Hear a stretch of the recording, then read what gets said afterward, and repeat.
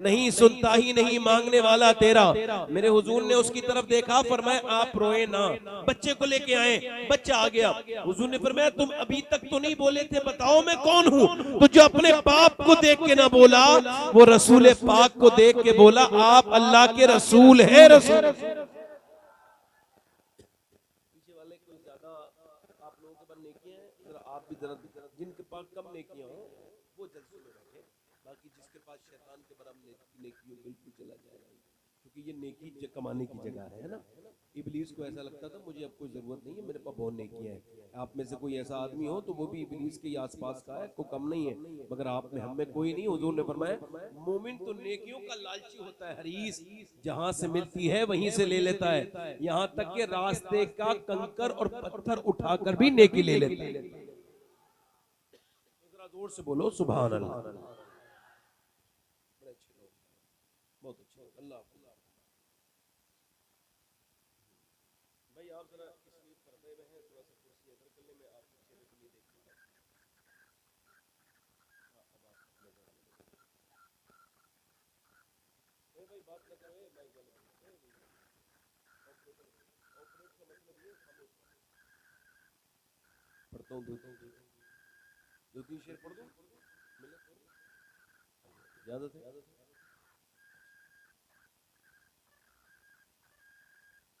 दीने मुहम्मदी का उजाला हुसैन है,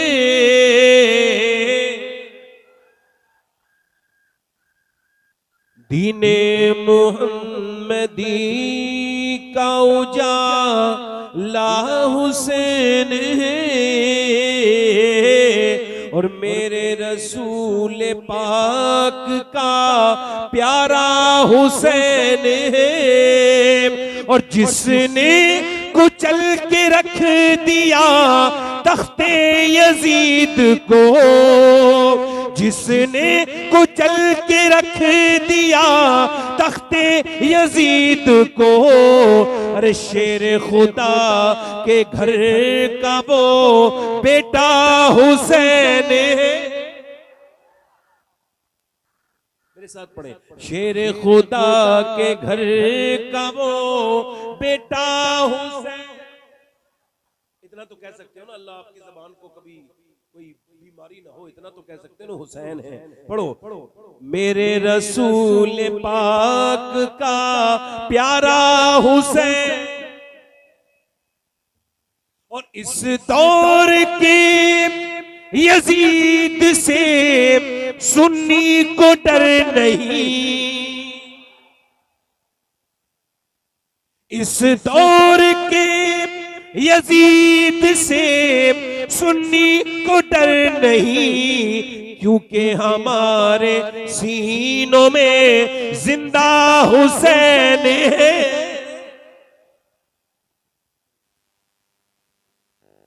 कि हमारे सीनों में,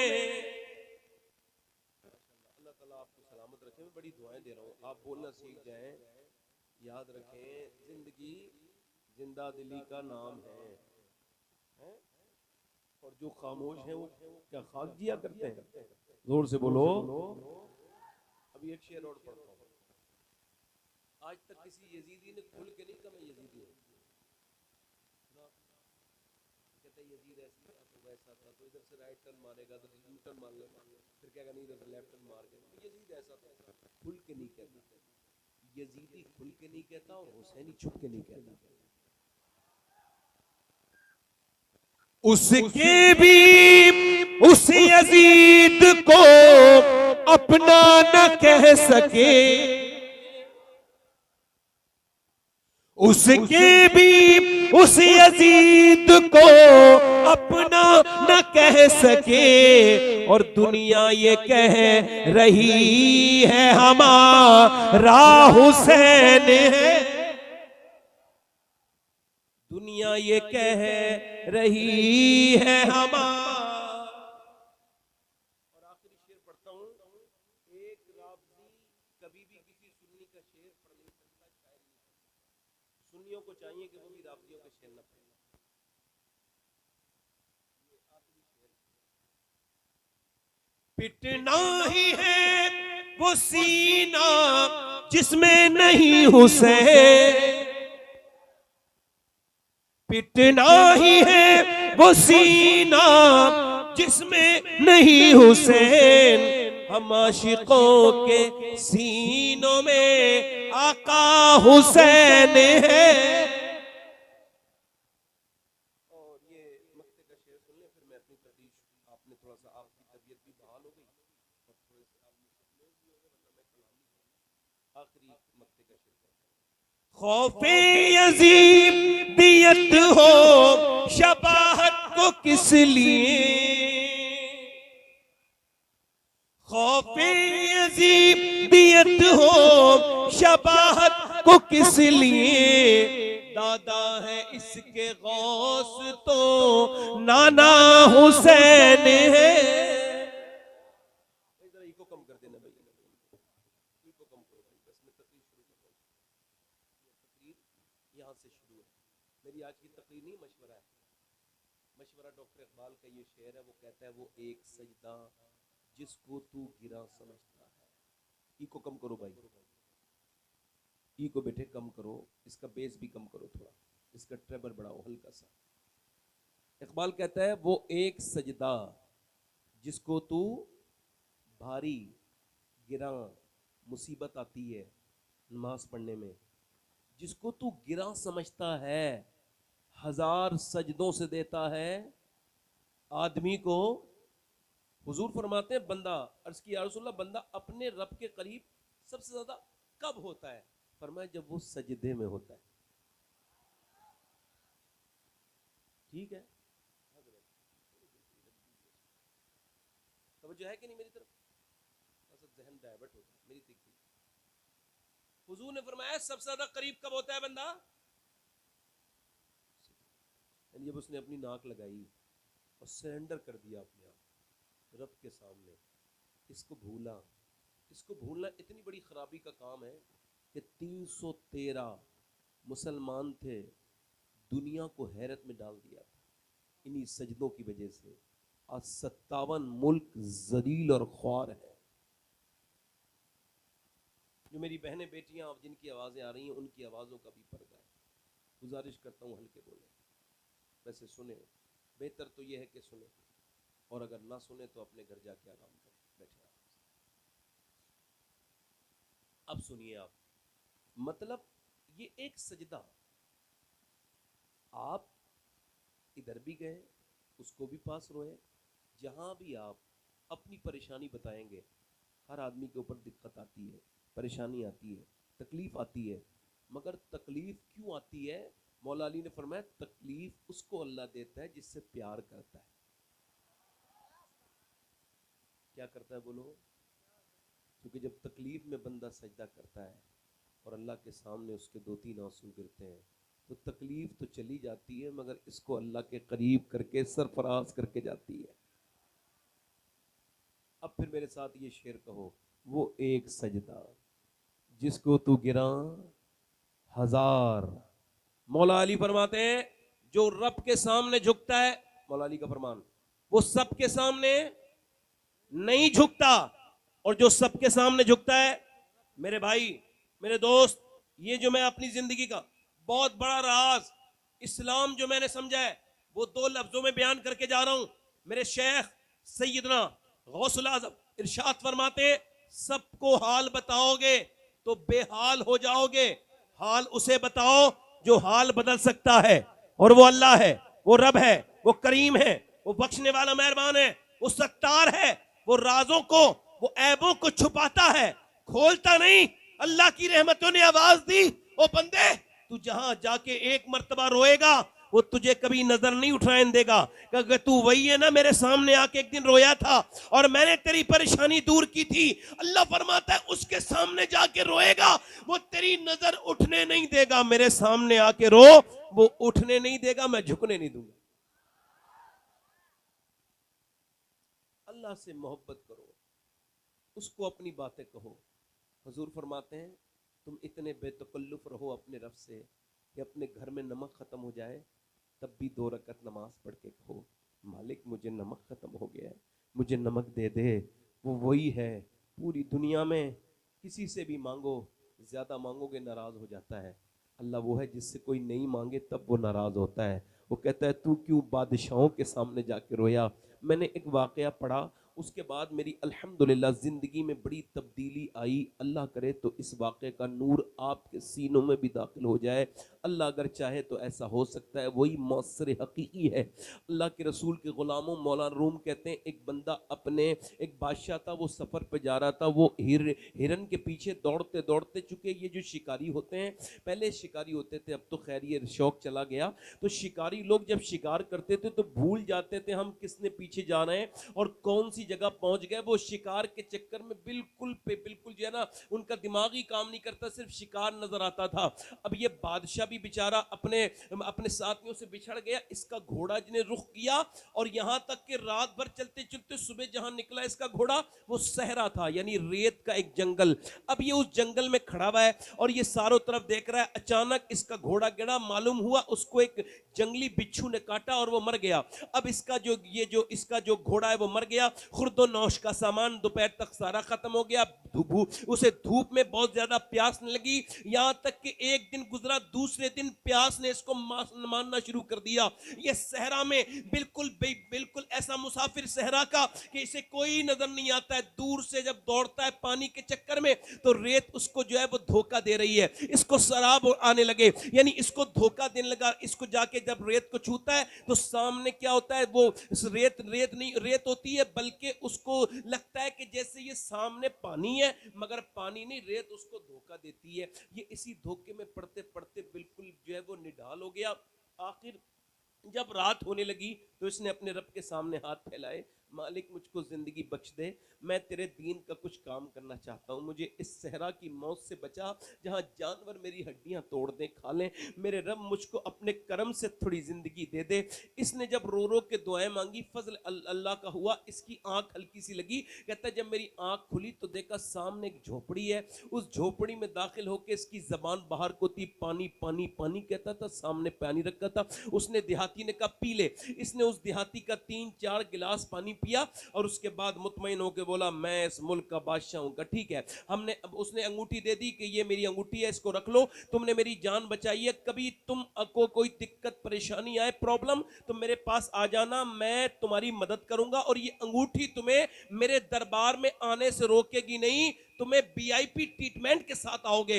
अब उसको 2-3 साल के बाद कोई परेशानी लाहक हुई। उसने पहली बात तो यही सोची कि मैं ये करूं कि इस अंगूठी को बेच दूं। फिर देहाती बोला क्या मतलब, क्या पता कितनी महंगी हो ये अंगूठी। तो अंगूठी के साथ सफर किया और बादशाह के दरबार में जब पहुंचा तो बादशाह के फौजियों ने उसको देखा, मेहमान खुसूसी की तरह अंदर लेके गए, उसके साथ बेहतरीन ट्रीट किया उन्होंने और बेहतरीन ट्रीटमेंट के साथ अंदर लेकर के गए। और जब अंदर ये गया, इसने हुजरे खास में देखा कि बादशाह अल्लाह के सामने सजदे में रो रहा है। ये पलटा, बादशाह को हाथ हुई, सलाम पहनने के बाद पूछा कौन आया था, पकड़ो। जब उसको पकड़ के लाए, कहा ये हुजूर अंगूठी का पहचान लिया, अंगूठी भी मेरी है और तुम वही हो जिसने मेरी जान बचाई थी। आए क्यों थे और जा क्यों रहे हो? कहा कोई परेशानी आ गई थी, सोचा आपको जाके बताऊं। कहा फिर मैंने देखा यहां आके आप तो किसी और को बता रहे, तो मैंने सोचा उसको परेशानी क्यों बताऊं, जो अपनी किसी और को बताता है उसको क्यों ना बताऊं, जिसे बादशाह भी अपनी परेशानियां बताते हैं।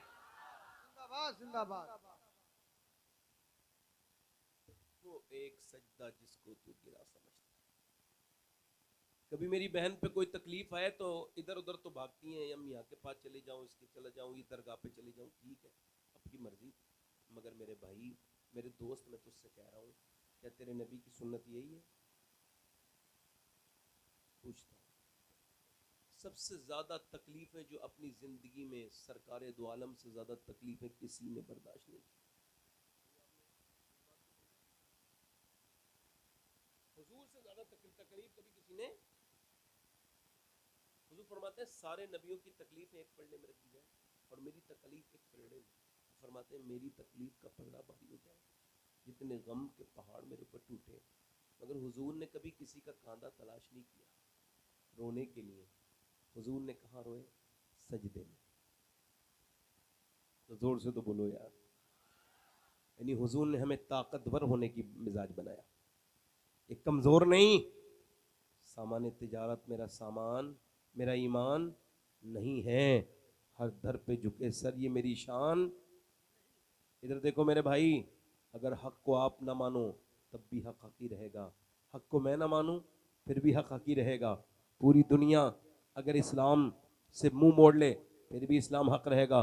पूरी दुनिया के मुसलमान अगर बिगड़ जाए इस्लाम पे कोई फर्क नहीं पड़ेगा। इस्लाम लोगों का मोहताज नहीं है, हमेशा लोग इस्लाम के मोहताज रहे हैं। इस्लाम को जरूरत नहीं है लोगों की, लोगों को इस्लाम की जरूरत है। आप देखो, इस्लाम ने जब तरक्की करना शुरू की है, आज तक मेरे नबी के दीन का गिराफ नीचे नहीं आया। बनु उमय्या ने इस्लाम को बड़ा आगे तक प्रेजेंट किया, मगर जब यजीद जैसा बदबख्त आया, बनु उमय्या बर्बाद हुए, इस्लाम आगे बढ़ा।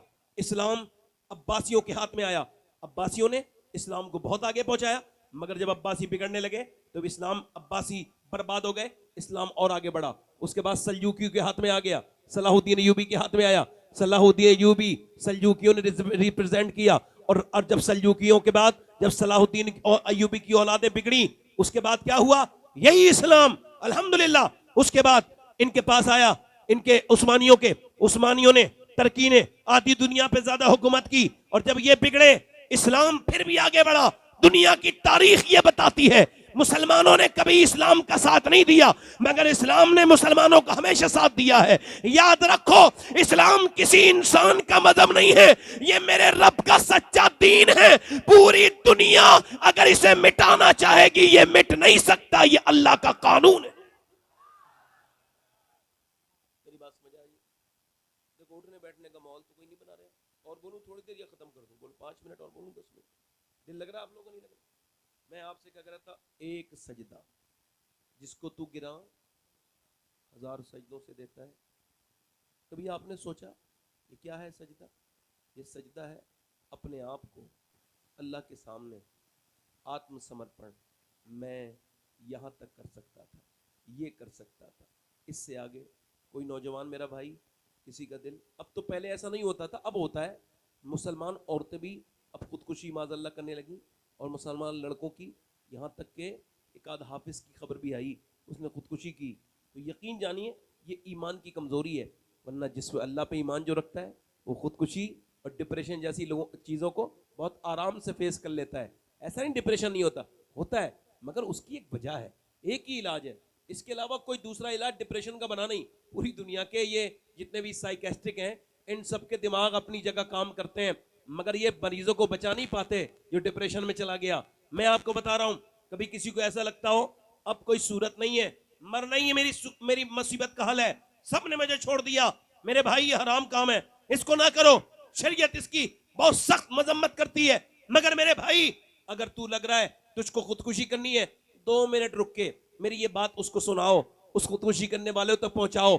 उससे मैं कहता हूं मेरे भाई, सबको ट्राई कर लिया, एक मर्तबा वुजू कर और सजदे में जा और कह मालिक सबने मेरा दिल तोड़ दिया, सबने मुझे सता रहे हैं, सबने मुझे दिल तोड़ चुके हैं, कोई मेरा नहीं है, और मुझे लगता है मौत ही मेरा हल है। ए मेरे करीम, मौत तेरी शरीयत में तेरे महबूब के हुक्म से, हिसाब से हराम है। मैं ऐसी मौत मरना नहीं चाहता, तू 70 माओ से ज्यादा मेहरबान है। अल्लाह के सामने सजदे करके पूरे फुल तरीके से रो, अपना सारा दर्द सजदे में उतार दो। बहुत लोगों के सामने रोए, अपनी महबूबा के, यहां वहां, बीबी ईबी सबके सामने रो के देख लिया, मसला हल नहीं हुआ, नहीं होगा भी नहीं। मेरे रब की रहमतें आवाज देती हैं, आंसुओं को सब नहीं समझते, दिल मैंने बनाया है, दिल की कदर भी मैं ही जानता हूं, दिल का बनाने वाला भी मैं हूं। मेरा दिल ही, मैं आपसे कहता हूं मेरे भाई, अगर तूने सजदा कर लिया तेरा सर बाद में ऊपर उठेगा, तेरे अल्लाह की रहमतें तेरे ऊपर पहले आ जाएंगी। ऐसा बंदा हमेशा कामयाब होता है। याद रख, वो खुदकुशी करे जिसका कोई रब ना हो, जो अपने रब को मानता है वो अपने रब के सामने झुके। हमारा रब है, खुदा की कसम, जहां से मुश्किलात के दरवाजे बड़े होते हैं, जहां से कोई रास्ता नजर नहीं आता, वहीं से मेरे रब की रहमतें काम करना शुरू करती।